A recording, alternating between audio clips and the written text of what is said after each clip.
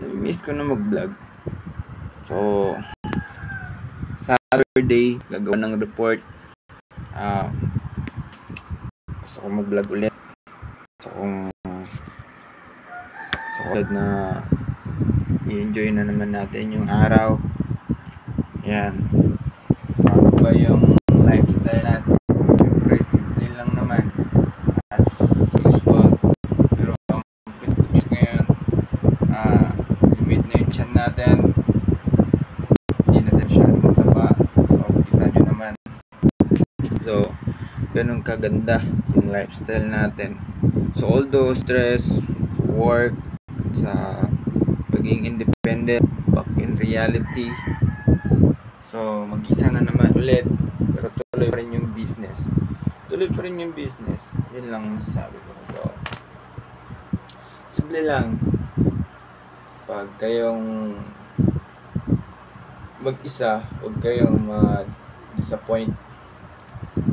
Mas maganda yon para meron kayong peace of mind. Tapos, still work lang. Work lang ng work para maging okay, diba? So, ganun lang ka simple. So, tagal-tagal ko na hindi nag-vlog. Siguro mga ilang buwan na rin. 2 buwan na siguro hindi ako nakapag-upload sa documentary ko about living dito sa Cebu. Siyempre, ilang taon tayo sa Pampanga, sa Maynila, sa Laguna. Ayan. Tapos, nakapunta ako La Union, Zambales, Tagaytay, Rizal, Caloocan, Malate, Cavite, Zambales, Pangasinan. So, Tarlac. So, kailangan nyo lang kasi na magstay sa isang lugar, pero hindi yung ubusin nyo yung pera nyo para lang sa expenses ng mga traveling. Minsan kasi makapag-travel kayo kapag may business talaga kayong inaayos. Yun lang naman. So, kailangan tawag nito, cool lang naman talaga. Kailangan maging cool lang kayo.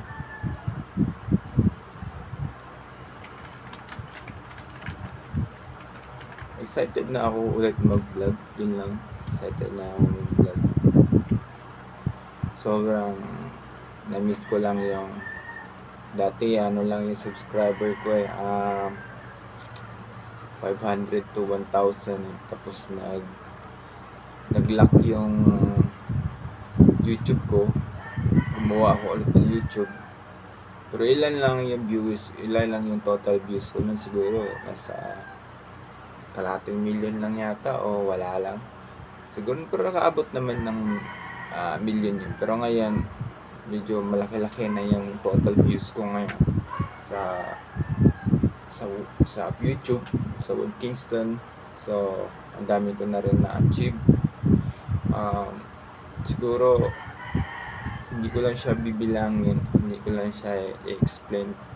Pero dati sinasabi ko, na-achieve ko na yung katawan ko ulit, na hindi na ako tumaba. Hindi na ako tumaba. So, na ako, medyo nagkaka-form na yung katawan ko. Ang lang kasi dyan, ang pinaka maganda lang kasi gawin nyo kasi kung isa kang influencer, syempre kailangan nyo talaga magkaroon ng peace of mind sa ilang buwan. Siguro 2 buwan or 3 buwan, okay na yan. Magpahinga, focus mo na sa work, pahinga mo na sa pag-vlog. Minsan kasi ang pag-vlog toxic kasi yung pag-vlog kasi kailangan nyo pang i-documents yung buhay nyo araw-araw. Okay, so minsan nakaka-stress din yun na mag-vlog nyo araw-araw, food trip. So yun yung pinaka dun. Kung magiging food lovers ka, hindi na healthy yun. Hindi na healthy kasi hindi nyo na feel nyo para kayong busog na goldfish pag maglakad. So disappoint yan. I mean, yes, there's a lot of views, kikita kayo, but in reality, insecurity, mababash kayo dahil mataba kayo. At isa pa, minsan matsugi kaya walang dahilan dahil syempre sobrang taba nyo na nga eh. Pero sa ganitong expectation, mas prepare ko talaga na mag-focus sa business, na online business ba yan or physical business ba yan. Syempre kung wala kang motivation sa sarili mo, nakadepende ka lang sa vlogging content, yes, there's a lot of promotion, magkakaroon ka, pero papansin nyo sa mga vlogger ngayon katulad na Tim Sawyer, payat na si Tim Sawyer, katulad ni Awit Gamer, payat, tulad ni Wamos, payat. So siguro yung mga ilang mga siguro si Kung TV lang siguro yung medyo pero tumaba si Kung TV eh. Si ano naman, Kapinpin Brothers, yung pinakakuya nila, taba din. Parang hindi ko na rin ma-feel yung mga dati napapanood ko yung Kapinpin Brothers.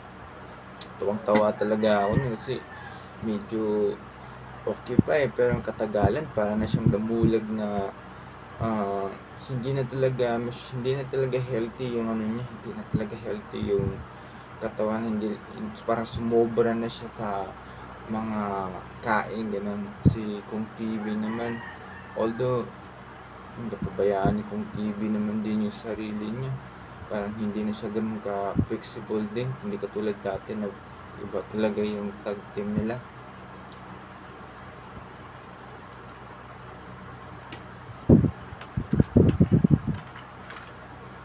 Kaya ang ano ko lang, ang masasabi ko lang talaga,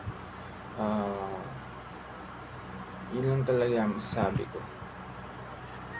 Yung siguro ang pinaka ano din, si Buboy, naging focus na rin siya sa pag-aartista, at the same time nag-vlog din siya eh. Pero yung mga healthy ngayon na sobrang hayayabang naman, si Puy Tato, parati na lang magpagbubugan, tapos kita mo naman yung performance, putik naman. Sino mo tanga din na hindi forget marunong ka may pagbubugan, paparis ka dun sa mukhang heavyweight, tapos isang lip hook lang o haymaker ng kalaban, syempre taob ka talaga. Si ano naman, si Boy Bagsik, matatawa ka naman kay Boy Bagsik. Minsan lumalaban din siya sa mga malalaki, pero hindi ko alam po, sabihin natin for content, dapat match lang dapat yung laban, hindi yung parang nilaban mo yun sa CM Punk versus Brock Lesnar parang sa wrestling. Tapos ito po yung nakakatawa, mas believe ako dito sa mga taga Cebu kasi yung mga content nila, lalo na itong taga Tuburan, grabe pagkain, grabe talaga, kain sila ng sobrang dami sili. Mas mag-i-enjoy pa ako dun sa mga bagong vloggers na nagko-content na kumakain ng madaming sili. Sobrang enjoy talaga, minsan kasi matatawa ka talaga eh. So pero katagalan kasi pag na wala na sila dun sa mismong excitement, nagkaroon na sila ng fame, pera, mga luho, yung parang katulad ni Awit Gamer, hindi na siya katulad dati. Hanggang sa mag-flex ng mga sugal, mag-flex ng mga although okay naman mag-flex ka ng mga sasakyan o bahay o ano, kahit asawa mo piniplex mo, okay lang naman yun. Pero kung mag-flex ka ng sugal tapos yabangan na lang, parang umay, hindi ka na yun. Kasi kung isa kang content creator, yung kailangan ma-excite mo yung audience, yung stress yung audience. For example, stress ako, nakita ko yung isang vlogger, pambihira, kung kumain na sila ng sili, syempre malaking trip yun, syempre biglang pasubo sa yung 3 peraso siling labuyo, syempre Tapos yung reaction niya, matatawa ka talaga. So yun yung pinaka-the best doon. At ito pang isang vlogger din na mataba din siya. Kasama niya yung medyo kengkoy din. Maganda din yung tag team nila. So sa content creator industry, iilan na umuusbong, iilan din yung umusbong, pero parang bumabagsak yung views nila. Katulad ng mga brothers ng si Jonas alias Kobe ng Pinas, bumaba na rin yung views niya. So tinatawag yung team nila na Bruce to Bruce. Although 2021, 2022 nag-hits talaga yung ano nila dun sa pag-flex nila, puro cover yung sasakyan nila ng gold. So kung mapapansin nyo, yung ganong sistema, syempre hindi talaga nila maiiwasan na syempre na mabigyan sila ng opportunity. Yun yung pinaka-hypes nila. Yun yung pinaka-hypes nila. So napapansin ko lang guys, nagkaka-bicep na pala ako. Dahil medyo gumanda nga yung katawan ko, nagkaka-bicep na pala ako. Kalaan niya, nagkaka-bicep na pala ako. So hindi ako nag-exercise ng araw-araw. Hindi ako nag-exercise araw-araw. Since nung college ako, nung high school ako, nag-gym ako. Pero since nagda-diet na, parang dinadiet ko ng sarili ko sa pag-iwas ng pagkain ng baboy, chicken. So pag-iwas ng maraming kain ng rice, more seafood ako, kumakain ako ng mga seafood. Pero hindi seafood na hipon, allergy ako dyan. Crabs, allergy ako dyan. So mga shell lang, yung mga kung tawag ng mga kinason dito sa Cebu. So kung mapapansin nyo, sobrang layo na ng katawan ko kumpara dati. So kumpara na akong coach picnic coach sa isang gym. So kung papansin nyo guys, lumaki na talaga yung bicep ko. Lumaki na talaga yung bicep ko. Ang ganda ng ang ganda ng pagiging form, kasi kita nyo naman, dati yung pisngi ko taba, ngayon medyo saktuhan na lang. Tapos yung leg ko wala nang yung tinatawag nila na bilbil, yung parang abs na gumaganon, yung pag ganon. So as in talaga. Tapos kita yung shoulder ko, medyo meron na siyang shape dito. So yan. Tapos hindi ako masyado sobrang payat, tama-tama lang talaga. So kung mapapansin nyo, yung tummy ko, tapos yung side ko, kaya pag nakaganyan ako, so maganda talaga tingnan. Para akong isang coach ng isang gym. So discipline na lang talaga sa katawan, at saka focus lang talaga sa isang bagay. Kung ikaw magbablog ka, kailangan mild lang muna. So kailangan wag overacting naman, publish ng publish. Hindi masyado healthy yun, kasi sa sobrang isip mo sa paggawa ng content, hindi mo na ma-feel yung nature. So yun lang ang ano ko sa inyo ngayon, na by lifestyle. And then syempre kahit siguro pag-ubos ka ng 100,000 para lang maging fitness kayo na ganito, yung parang saktuhan lang, hindi nyo makukuha yun. Hindi nadadaan sa pera yung pagiging tamang shape at tamang pangangatawan. Kailangan talaga peace of mind, focus.